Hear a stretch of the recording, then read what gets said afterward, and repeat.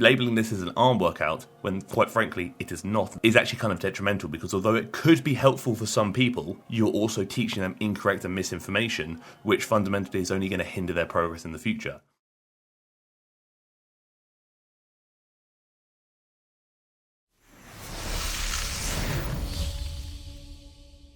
Got a bit of a double whammy today, hear me out. Blogilates 15-minute arm burnout weightless upper body workout compared with good old Caroline 15-minute push arm workout bodyweight only biceps and triceps. So we're looking at two bodyweight only predominantly arm workouts. We're going to assess Blogilates versus Caroline. Whose is better? Why might it be better? But also, how could it be better? I said better a lot in that sentence, but just go with it. You get the gist. Before we do start, all I would say is throughout this video, if you just happen to learn anything from this video, from the waffle I'm presenting to you, I would really appreciate it if you did click the button down below to subscribe to the channel. But again, only if you learn something, and if you don't learn something, just dislike the video. So I'm gonna be honest with you, I just spent like a few seconds skipping forward through all of this, thinking this was just like a talking warm-up bit. Then I realized it's actually meant to be the workout, so that's a great start. Basically, we're starting the workout with nothing related to the arms whatsoever. When we're looking at the arms, we're looking at two primary functions. For the biceps, we're looking at elbow flexion. That is simply bending the elbows. For the triceps, being under here, we're looking at elbow extension. That is literally straightening the elbows or straightening the arms. But genuinely, you probably don't need to think further than that. When we're doing this, the biceps are doing nothing against resistance, nor are the triceps. Someone will argue, oh, but Harry, there's elbow flexion there, the arms are bent. Just because the arms are bent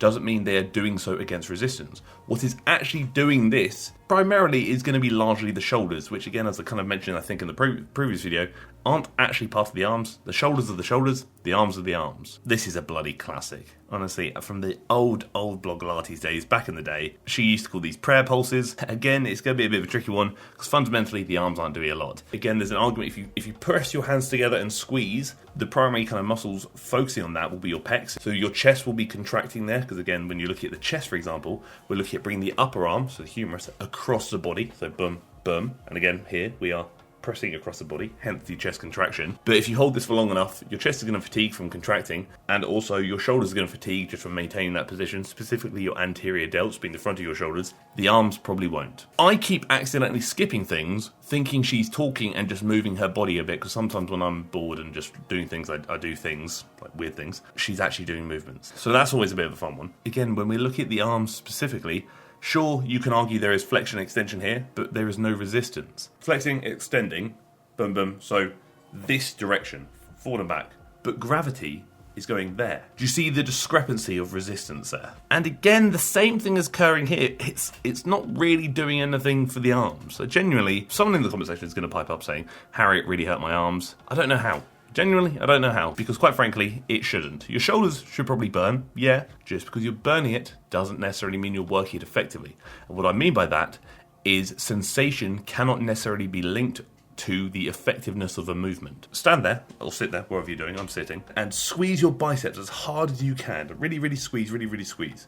After 30 seconds, 45 seconds perhaps, you're going to burn. It's really going to hurt, it's going to feel a bit crappy, and you're like, whoa, that must be bloody effective. It's fundamentally it's not. You've held a contracted position for an extended period of time, which is going to result in that burning feeling, but it's not going to result in any muscular development that you're hoping for. I think this is where people really kind of overfixate on things like mind muscle connection and sensation, because you could do a movement that is fundamentally not very good for the target musculature, but just really contract the target muscle and almost convince yourself that movement is better than it is, which doesn't fundamentally change whether a movement is good or not. Again, the same thing here, it's a lot of shoulder burning, not a lot of arm working. See, the thing is, if this were like a press-up variation where she was doing this against the floor but keeping her elbows tucked, that's actually a fair movement for the triceps. But again, she's pushing away when gravity's going that way. Really disappointing. Like, fundamentally, really disappointing. Do I think this workout could be applicable and beneficial to people? Yes. If you're asking me who, I'd potentially say somebody who's literally never got into training whatsoever, or some kind of physical hindrance that could limit their movement, and whatever it may be, as like an introduction to movement rather than resistance training per se. The issue with that is, in saying that, it can also encourage people, lead people down a bit of a rabbit hole of assuming things are working something they're not. Labeling this as an arm workout, when quite frankly it is not, is actually kind of detrimental, because although it could be helpful for some people, you're also teaching them incorrect and misinformation, which fundamentally is only going to hinder their progress in the future. It would be better to label this differently, and maybe while she's talking as she does, actually kind of explain what's going on, why it's occurring, but with correct information rather than misinformation, which sadly is quite a common theme with Blogilates and her training. It's nearly over. If you want to be coached by me for less than $1 a day, all you have to do is click the link down below in the description and maybe even the comment section and use code TFNL. That applies for whether you're working out at home, at the gym, or even just want to build a big bottom. I've got a training group for all three of those things, and like I said, if you use code TFNL, it's going to be less than $1 a day, but that offer does run out in a few days, so get cracking. But now we're going to Caroline. Similar sort of situation. People are going to say I can't compare the two. Guess what?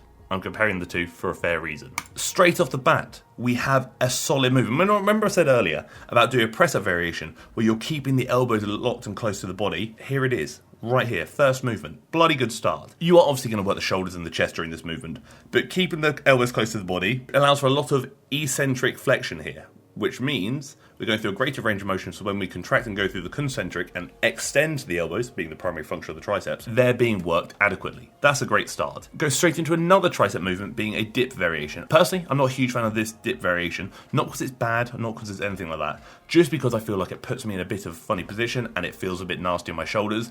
But when you're at home and you are limited, you don't have a lot of options. I think this is a bloody solid choice. So we've gone from a press-up variation to a dip variation, with the primary function here being that elbow extension, thus shifting a lot of emphasis over to the triceps. Another push-up variation, this is to be expected. When you are limited to what weight you can use, in this case it's just her body weight, I do expect a lot of variations of similar movements, so a lot of push-up variations, because quite frankly, there aren't a lot of choices. The comparison of difficulties could be wildly different here. Blogilates and her session might be a lot easier, maybe catered to very, very early beginners. This might be a bit more intermediate because some of the movements where you're doing push-ups on the chair and whatnot are a little bit harder, a little bit more difficult, and things like that are actually going to be quite hard to almost modify or simplify. In reality, you can only really go down to the knees, which is kind of not really that possible when you're on a chair. Again, another push-up variation. What you'll notice here is a lot of the push-up variations are tailored to keep the arms close to the body, because again, it just allows you to go through a better range of motion for the triceps, so it does make a lot of sense, and I respect it. I think this is actually really solid. From like an optimization perspective, it's not really necessary. You'd almost want to favor doing more of less movement, so more of the better movements, I'd say, but from an enjoyment perspective, which is kind of important when you're training, I kind of get it. But when you are doing movements like this, where you're in this kind of like vertical position, you are going to be shifting a lot of emphasis over to the shoulders. And although this is targeted very much as an arm workout, a lot of other muscles are going to be incorporated. Doing push-up variations, you're going to bring a lot of the chest and the anterior delts in. Doing variations like this, you're going to bring a lot of the shoulders in addition to the triceps, because again, multiple muscles are working here. But the thing I'm curious to see here, because we're over halfway through the workout quite significantly, and we haven't seen any real biceps yet. None of these movements were the biceps. Blogilates used to say she used to do like reverse grip press-ups for the biceps, whether it's normal or reverse grip, whatever. The primary function and primary movement is still the same. The biceps are not in charge of elbow extension, they are in charge of elbow flexion. It's like something being hot and cold at the same time. It cannot be both. You cannot do a movement that works the triceps and biceps at the same time, because it is literally the opposite. It's I'm going to push you as I pull you at the same time. Again, see what I mean? It doesn't really work like that. I feel like this movement is less for the arms and more for showing off, quite frankly, because I can't do this. Well, maybe I could if I tried, but I'd probably land on my face, and I've got a big enough forehead as it is. Let's not make it swell. What I would really say could actually be really helpful for a lot of people and relatively inexpensive is maybe investing in bands. Because if you invest in bands, especially when looking at arm training, you can now take the biceps and triceps through pretty solid ranges of motion against resistance without spending a lot of money on free weights. And also allows you to better isolate them whilst minimizing the involvement of other muscle groups, because you're not doing press-up variations with the chest and shoulders get involved. You can do push-down variations where you're just doing tricep extensions, overhead variations where the triceps are going to be the big juicy workers there. Again, with the biceps, you can now do curl variations. You can almost do hammer curl variations for the brachialis as well, which is the muscle underneath the biceps. So a simple investment in some bands maybe could really take your training, especially when working out at home, to a new level. The disappointment here, which I knew was coming, but none of these videos included any bicep work, because quite frankly, it's really hard to work the biceps at home without any additional resistance, or like a pull-up bar or something along those lines. Because what movement can you do at home that takes you through elbow flexion against resistance without anything but your body weight in the floor and the chair? Probably not many, if any. So that's not a dig at Caroline or Blogilates whatsoever. That is a fundamentally, there's not a lot you can really do here. So there is actually a bit of like mislabeling here, being biceps and triceps, but in reality it's actually more of a push session, chest, shoulders and triceps. But I get it. I get what she's doing. She has to obviously target for the audience, as Blogilates did too. And my kind of key takeaways is if I'm going to choose between Blogilates and Caroline, you know it's going to be Caroline. I do like Caroline's workouts. I think she posts a lot of good stuff. I think a lot of her information is actually largely good. I've already expressed a lot of concerns about Blogilates information and misinformation sometimes. A lot of consumers, a lot of people who follow both of these creators get very hyper-fixated on one or the other. Just because I disagree with what Caroline might be posting or what Blogilates might be posting does not mean I disagree with them as individuals. I just simply disagree with the content and the information, because sometimes it is as simple as, is this right or is it wrong? Some people do get really protective and defensive in the comment section when it's just not necessary. Perhaps there are multiple ways to achieve something. Perhaps what Caroline is promoting might not be the only way. Perhaps what Blogilates is promoting might not be the only way either. Perhaps what I might be promoting might not be the only way either. I always say, try and find out what works best for you, and also do your own research, because these videos, as with all my videos, are simply my opinion. Whose workouts do you prefer? Blogilates or Caroline? Let me know in the comment section below, and let's see who's more popular. Thank you for tolerating me. Thank you for tolerating my lack of bicep analysis here, apparently, and thank you for tolerating the video.